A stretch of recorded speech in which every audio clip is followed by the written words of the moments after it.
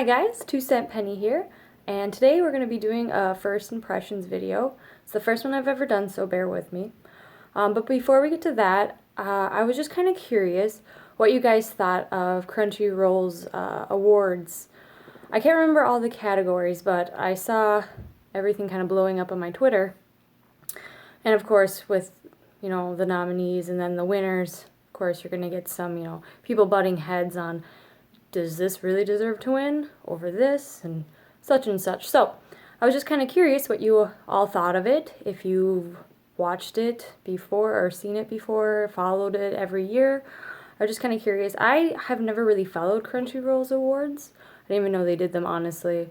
But yeah, so this year I noticed all of them, and spoiler alert, Yuri on Ice won quite a few titles for the awards. So I was just kind of curious what you guys kind of thought about it, and if you disagreed or if you thought the nominees didn't deserve to even be nominated, if the winners didn't.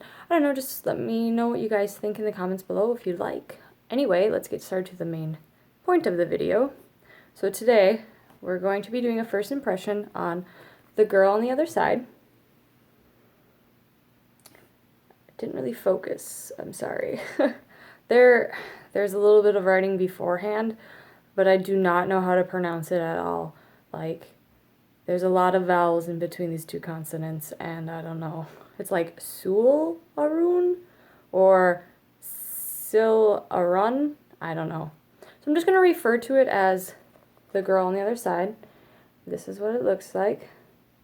It released January 10th, and I had pre-ordered it, and 7 Seas was the one who obviously published it, but they said it was back ordered and not everyone would get it on the 10th, so I was just one of the lucky ones who did manage to get it on time. So I read it in one sitting. It did not take me very long, and I really, really enjoyed it. But so the little girl here, one of the main characters, her name is Shiva. I'm not sure if that's how you pronounce it, but in my head I call her Shiva. And then this beastie looking guy, an outsider, or you could call him cursed one. They have a couple terms for him. He doesn't have a name per se. She just calls him the teacher. So I'm just going to refer to him as the teacher.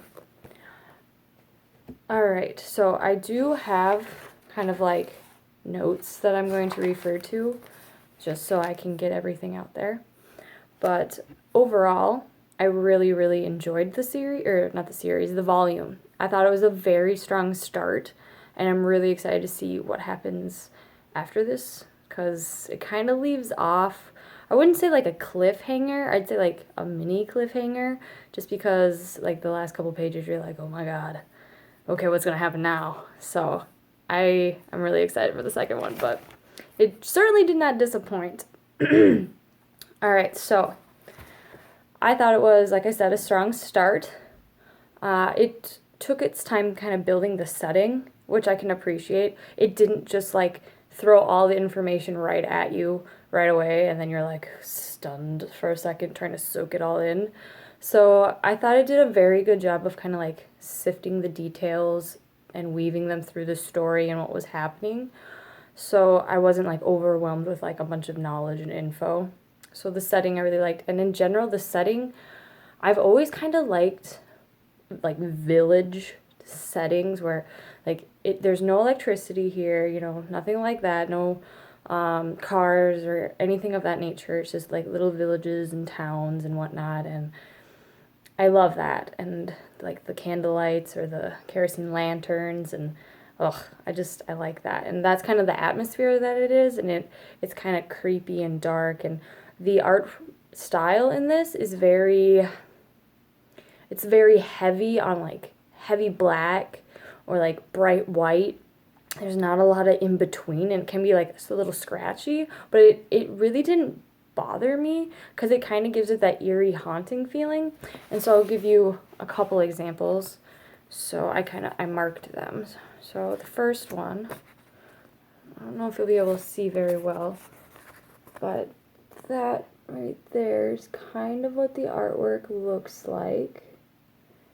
Sorry that it doesn't like focus very well. I feel like if I do touch my camera, it'll like freak out or take a picture. Here's another example of what the artwork kind of looks like.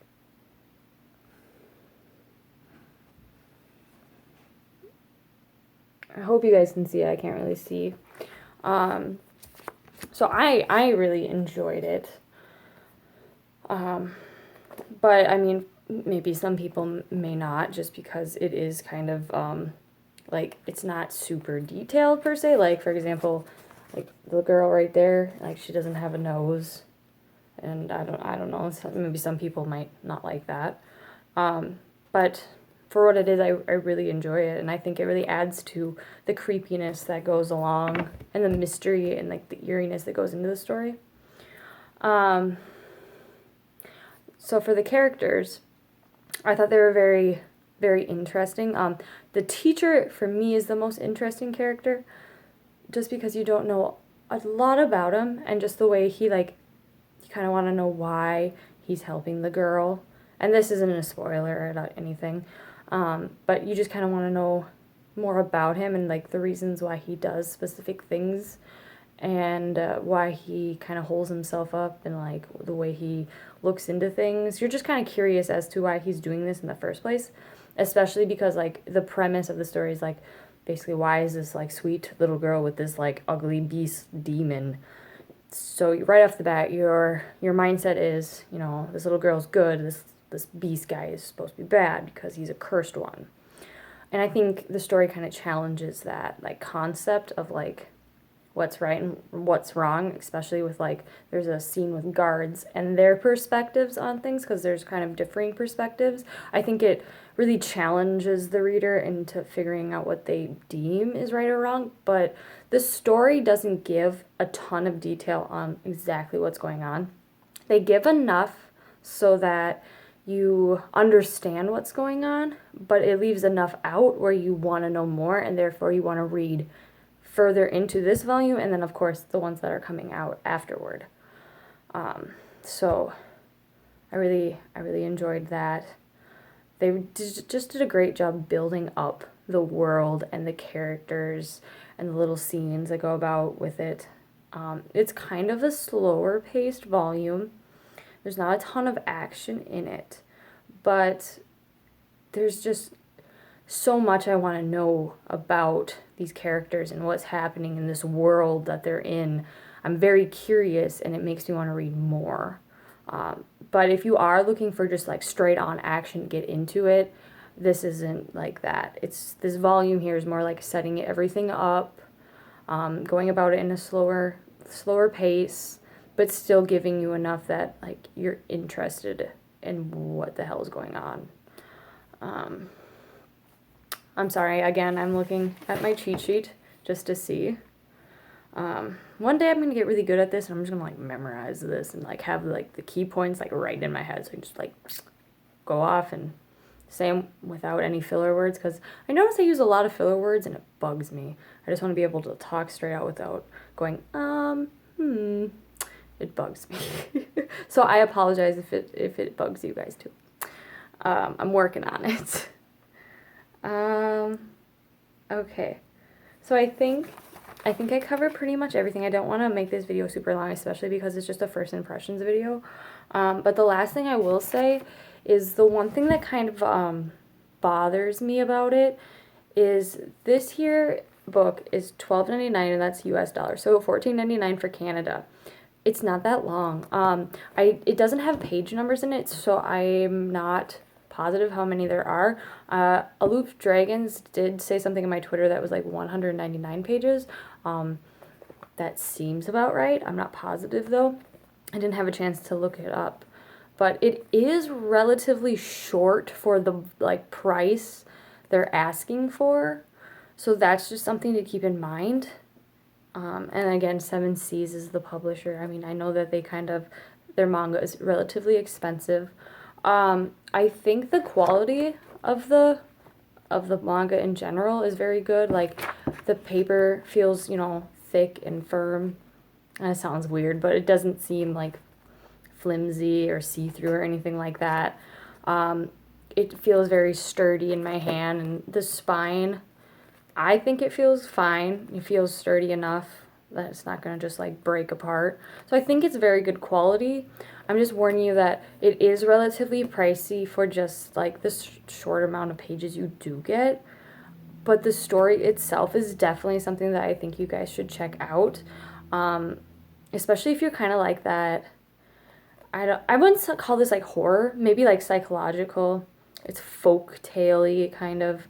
It's got the slower build, but it's so interesting. I just want to know more. I think fans of the Ancient Magus Bride might like it because it's kind of in the similar vein of like that fairy tale aspect, folk tale aspect, but it doesn't have the same art aesthetic as Ancient Magus Bride. Like I said, it's a lot more scratchy and dark and like bright white and dark black. Nothing really in between that. But yes, I thoroughly recommend this, and I think a lot of people would enjoy this. So if you guys have any other questions, or if I didn't cover something that you want to know about, just let me know in the comments below, or feel free to message me. Alright, well, hopefully I will see you guys soon. I might have one other video coming out, so look forward to that.